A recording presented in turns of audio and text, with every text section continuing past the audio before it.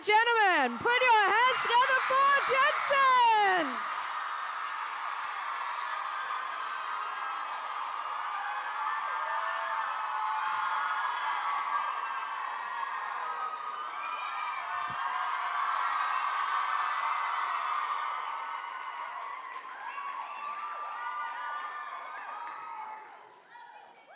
What's up, guys? Yeah.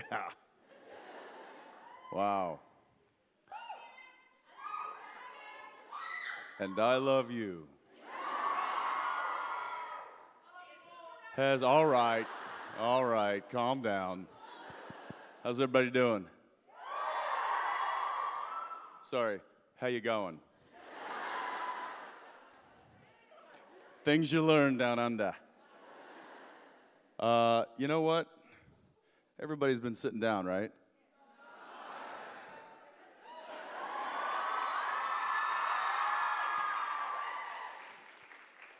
I'm gonna stay on my feet. Well, everybody had a good time? Yeah? Who here has never been to a convention? I'm so sorry, because now you're one of us.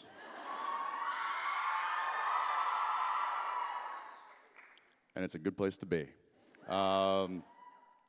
Well, you know, we travel around, we go to a lot of different cities, generally in North America, because that's where we film, that's where we live, and that's really, we're kind of limited to that during the season, because popping over to Sydney on a Saturday and getting back by Sunday so that we can film on Monday is a little difficult. But the fact that we can do this in our hiatus and come and see you guys and give you a thanks for supporting us here, and get a little inspiration in return to take back and send to the crew and the rest of the cast is certainly worth it. And I thank you for being here, because that's.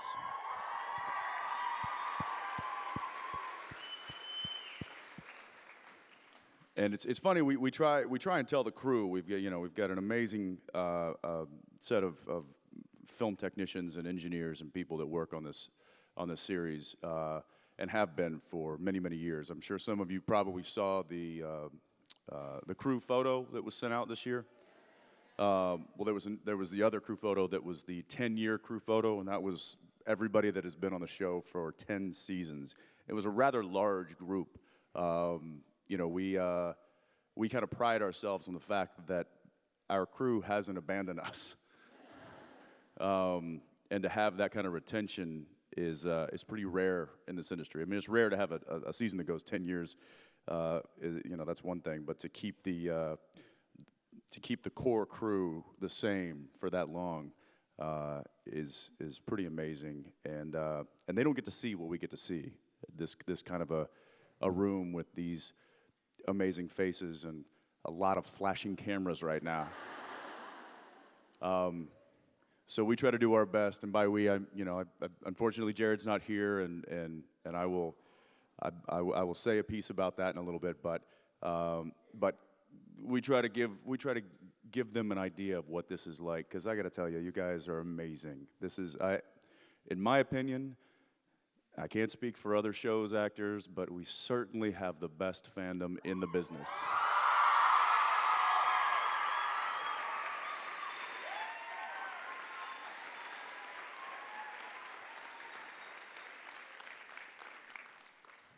Now, I'm not always right about a lot of things, but I think I might be right about that. We've now had other actors from other shows either come over guest star or just come over. Orlando Jones showed up in England a couple of weeks ago, and he's like, look, you guys got some amazing fans, and you guys got something going here that I've never even heard of, and I just want to rub shoulders with you, and maybe I can bring some of that to my next job. So the fact that people like that and other people that come on the show and they talk about what this thing is that has been built for the past 10 years, it's pretty amazing. We're very fortunate to be able to have this ability to come back and to communicate with you, and to have you communicate with us and just your thoughts and your stories and your loves, your likes, your dislikes. Mark Shepard. And to get to share that, to keep that communication open is I think one of the reasons why we have lasted as long as we have, and I hope that we continue to go, because I certainly enjoy playing this role, and I certainly enjoy making the best show that we can for all of you.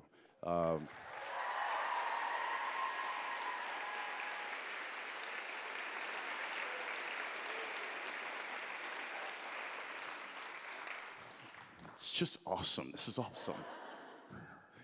All right, I could keep talking and tell you how amazing you guys are, but I'm gonna take some of your questions because that's why you're here. Hi. Hi, Jensen. How are you? Good, how are you? I'm doing very well. That's pretty good. My question is, in the TV show scene that you and Jared done, what was your favourite part about filming that? In which scene? The TV show scene, how you jump between different shows and... Oh, changing channels. Yeah. That episode. Yeah, one of the few episode names that I actually remember.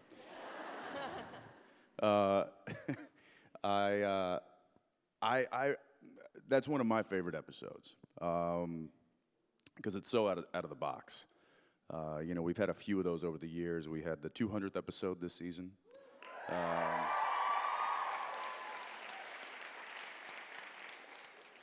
Of which I was very nervous about because they were like, all right, musical. I'm like, all right, not me. You can find somebody else to sing songs. I ain't gonna sing songs. Look, I will sing. Dean can't sing. It's pointless. That guy is tone deaf. But another one was the French Mistake. So those episodes, I think they've got a special place in my heart. I see that they might have one in yours. The Changing Channels one was really fun because we got to essentially make fun of every other show on TV. And at that point, we were kind of the little show that could. We were this little show that was stuck up in Vancouver, filming our hearts out and thinking that nobody was paying attention. Lo and behold, hello. And so to be able to kind of poke fun at the ones that were getting all of the ratings, as it were. What's that? Dr. Yeah, right? But these were shows that were very big, very popular, getting a lot of Nielsen ratings, which in my opinion is an archaic way to rate shows. Yes, because if the networks could see what I'm seeing right now, they might change their minds on how they promote their shows.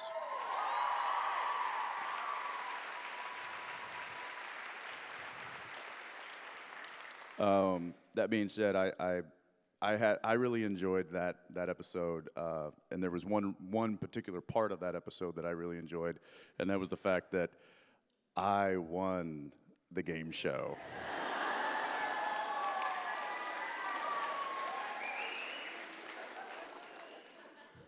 And got to save my manhood. Yeah, that was a lot of fun. Thank you. Where are we going next? Over here. Gotcha. Hi. Hi. I just want to say thank you for all your charity work you do. That's so amazing. Like, your acting's amazing, but that makes you even better. And and I just wanted to know, well, thank you so much for that. I've lost what I'm saying. How good it feels to have that much an effect. You know, you're helping so many people. Thank you. Thank you for that. And to be honest, the whatever philanthropy that has occurred, it really started recently, and it really started because of the inspiration that we were getting from fans.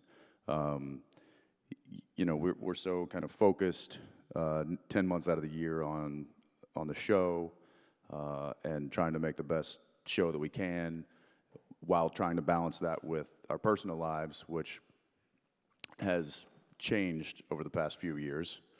Now, both of us are married, both of us have children, In fact, all of us are, we have families now, including Misha, including Mark, and so we've all got a lot of responsibility outside of the show, and so that took up a lot of the focus. But then there was just kind of this building inspiration to do something, and I think it was because we realized that we had this amazing community that was ready to back us and ready to support us in what we did. We're like, we can't just not utilize this and not be a part of this and try to give ourselves in whatever way, shape, and form we can. And so Jared and I sat down and we started thinking about, ways that we could give back, and those were kind of some obvious answers. And so we just started down that road. Wherever it's going to lead, I don't know, but where it's gone so far, we've been pretty proud of, and that's thanks to you guys and everything that you've done for us. So, thank you.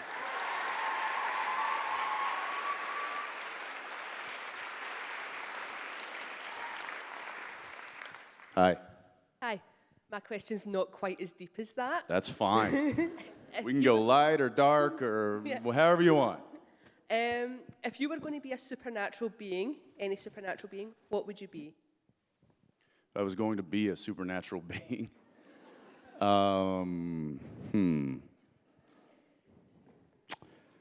don't know. I've been a demon. That was fun. I had a good time with that. Don't give me a hammer. I don't know. Not an angel. I'll leave that to the other guys.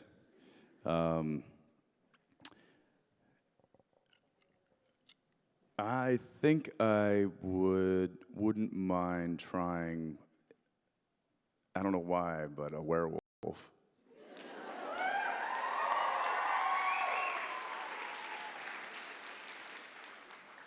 I feel like they're a little overshadowed by vampires. So sick of vampires. I often like to say that at some point, Vampire Diaries is going to end. And it's going to be because Sam and Dean show up.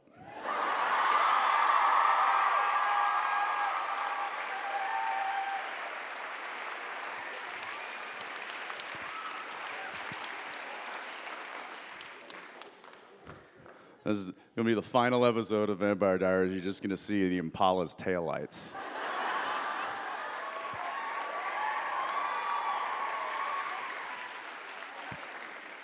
If that happens, I want full credit for it. You heard it here.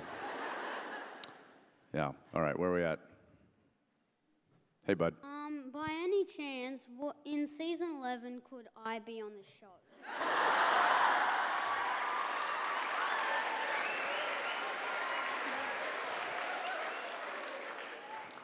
You got a resume?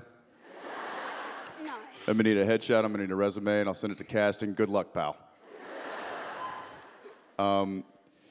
Well, yeah, just come on down to the studio. We're just right over the Pacific. You swim if you need to. Just a short trip. I would love to get you on. And if I had that kind of power, I would. But let me tell you a little something about that. I've had friends for years be like, dude, come on. I'm in LA. I've got my SAG card, Screen Actors Guild. I've got my SAG card. I'm a card-carrying member of the Actors Union. Get me on your show. And I'm like, yeah, I can't. They really hamstring us with because we shoot in a different country. So we're only allowed like a certain amount of American actors to be in each episode, and then we have to hire locally. So come on up to Vancouver, get you a work visa, become a temporary resident, and buddy, I'll stick you in the back of the Impala and we'll go for a ride.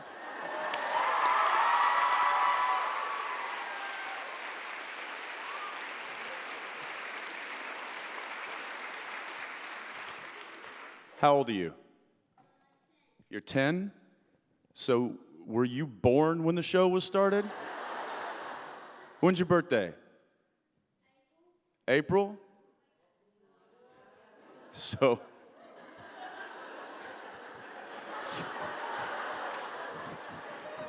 April 2005, correct?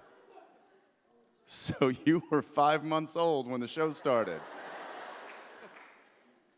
My brother.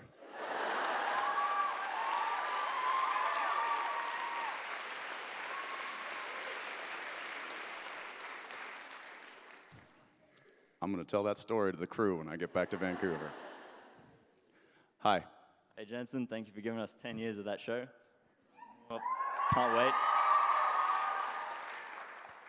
I'm wondering, knowing how the CW loves to spin off shows and all that, tried already, and we'll try again, no doubt, and how they like to expand the universe in Supernatural.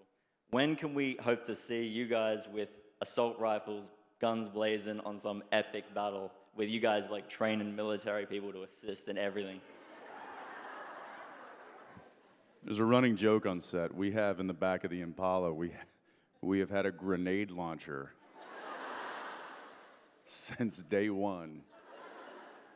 And every year, I'm like, hey guys, is this the year I get to use the grenade launcher? Is this the year I get to like kick in a door and just be like, thump, thump, thump, thump. And every year it stays in the back of the Impala and I pull out a knife. You know why? Because it's cheaper. And unless Michael Bay's directing, I don't know that I'm ever going to get to use the grenade launcher. I look, from your mouth to the writer's ears, honestly, I pitch to them all the time. The one thing I did pitch was to Robbie Thompson, one of our writers, one of our staff writers, who's written some really, really good episodes, I might add. But he wrote the one with the fight in Kane's kitchen. And I should have pushed the fact that we needed more, like you said, like assault rifles, some more military action type of stuff. Instead, I was like, hey, it'd be really cool to do like a Jason Bourne type of fight scene. And he's like, oh, really? I'm like, yeah, we need to do more stuff like, fighting and guns and military, highly trained kind of, I mean, these guys, they know their stuff. We should show off a little bit. And he's like, okay. So when I get the script, it's like full hand-to-hand combat for like 9 pages. And I was like, I dug myself that hole, that's for sure. And then I decided to take it a step further, and I had the big fight with that one demon who I ended up killing in the end, stabbing him through the throat onto the table. By the way, buddy, if this is too gross for you, I understand, but apparently you've been watching it since you're 5 months old, so you're probably cool. But that was my stunt double. That was my stunt double. His name's Todd Scott, and then I realized when we showed up on set, we started working through the fight. I wanted him because I trusted him, and he's been my stunt double since Dark Angel.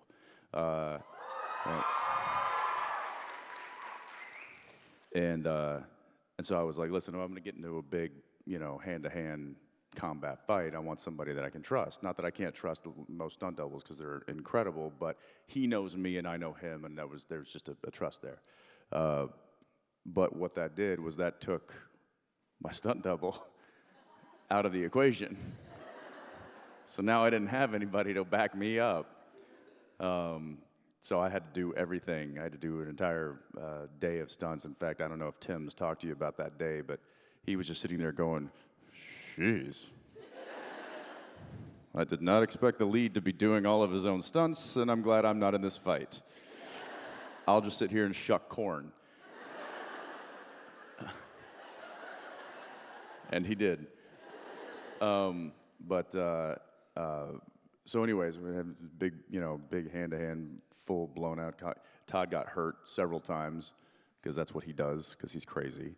At one point, he had to jump through the French doors and land right behind me, and then I turn around and go for the stab. Well, they forgot to score the heading, and he thought that he was just jumping through this, which was balsa wood and candy glass, which is he's done 1,000 times. But the header of the door, the top header of the door, was solid wood, which he thought was balsa, and it was not. So in true Todd fashion, he was like, well, I'm coming through like this. I'm going to land on my feet. I don't need a back pad.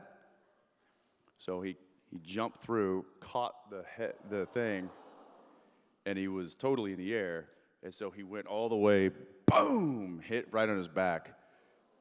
And he was supposed to come in, and I was supposed to turn around, and I just heard, boom, smash, boom. And I looked at Tim, I think, and I was like, well, that was easy. Meanwhile, Todd's on the ground. He can't breathe. He's like,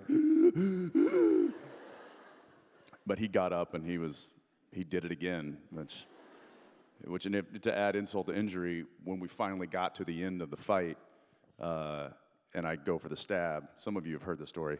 I go for the stab. The knife, we have real ones, we have sharp ones, and we have plastic ones, and we have rubber ones, the demon knives. And there's many stories about handing the wrong person the wrong knife. Some we were very lucky to not have ambulances on set. But this particular instance, I had the hard plastic one. And in the melee of like the hand-to-hand punches and the combat and stuff, the tip of the knife kind of bent this way. So when I went to go stab down, it was bent towards his face. And I just sliced him right open. And I just instantly, I mean, I don't know, there's an outtake somewhere of me hitting him and then just seeing I just sliced him right open. I was like, oh my God, Todd, I'm so sorry. He's like, what are you doing? I'm fine. Get off me. Get off me. And he gets up and he's like, it's fine. Let's go again. So I really enjoy the hand-to-hand stuff. That's gratifying in my opinion. But I certainly would love to do more tactical type stuff. And selfishly, I like to do that because if we do get more tactical stuff, then they get to bring somebody in who can teach us, and I just love learning that stuff. I don't know. Selfishly. So thanks. Yes. Hi. Hi. With whatever head piece you've got going there. What do you got going there? I see a Halo and halo and I wings. see ears. Wings. What is that? Wings. On your head. Yeah. Okay.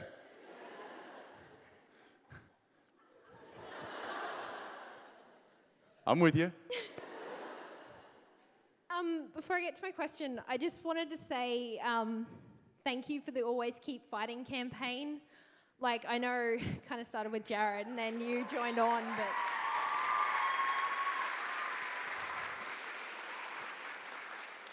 I'm not ashamed to say that campaign has saved my life, because hearing you guys, I know you're not specifically talking to me, but when you say always keep fighting, keep fighting the fight, it felt like you and Jared were specifically speaking to me, telling me that I need to keep fighting and keep doing what I'm doing. And I just wanted to thank you so much for that, because you have no idea what this campaign means to me, and I guarantee there are hundreds of people in this room who would feel the same. So thank you from the bottom of my heart.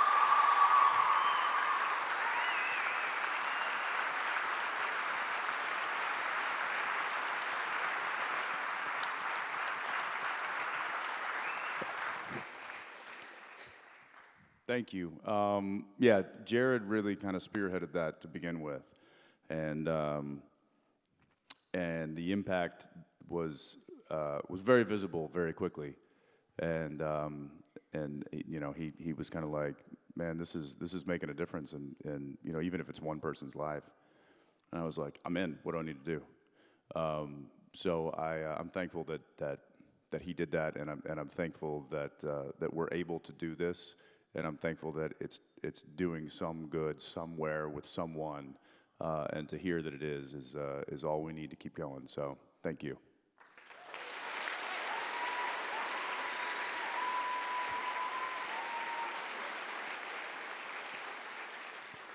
And real quick, I know you got a question, but I will say that speaking of continuing to fight, Jared got tuckered out. His batteries ran a little low.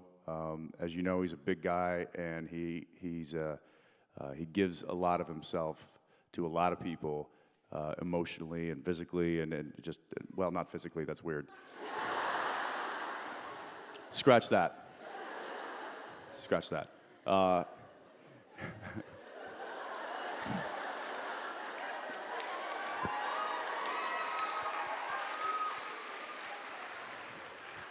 Seriously though, he is an emotional man, and I love him for that. He's my brother. He's my best friend. He happens to be a coworker. So it's all good. He's back home. He's getting some rest. He's with his family. He's with his kids. I'm excited to head back that way and check in on him and make sure that he's getting recharged the way he needed to be. But yeah, he has a problem, keeping some in the reserve tank, and in my opinion, that's not a bad thing. But when he gets a little low, sometimes I have to be like, hey, back to the filling station. So that's where he is, and I knew that he wouldn't be able to give as much as he would have wanted to you guys, and that would have really upset him, and I know you would want him at his best, and I would have wanted him at his best, and he would have wanted him at his best. So he's excited to hopefully see you guys in the future. I know he was really looking forward to coming here. So, keep him in your thoughts, keep supporting him, keep sending him good messages. He gets them. He knows the love's out there. He knows the support's out there. And I will remind him when I get home.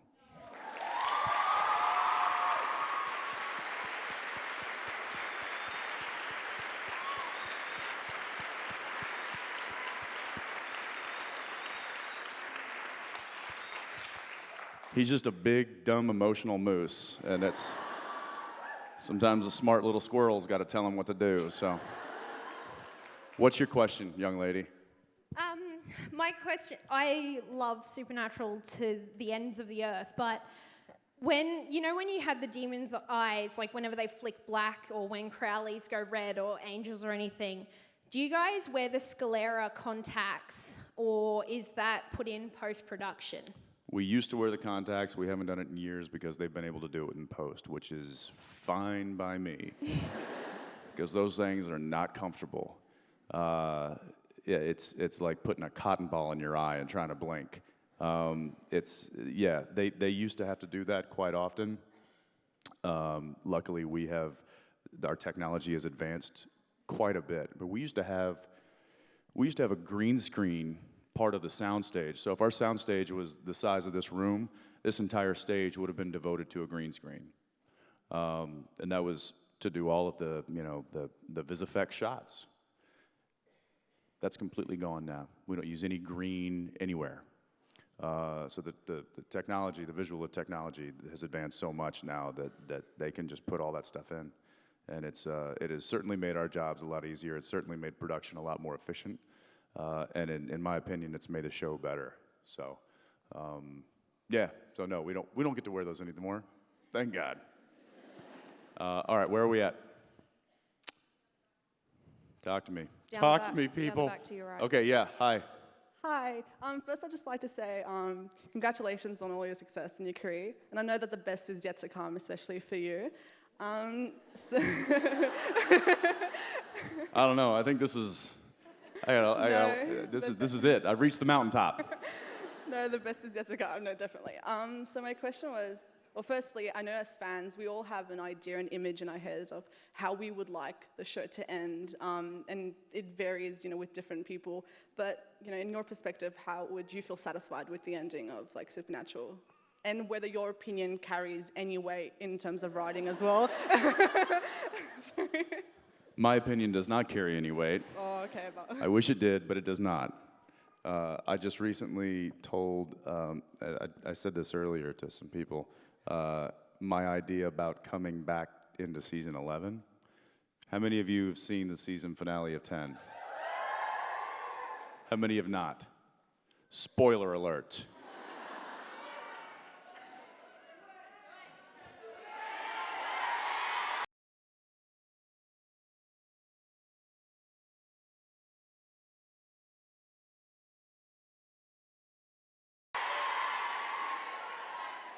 I don't know what you're saying. You telling me to stop talking?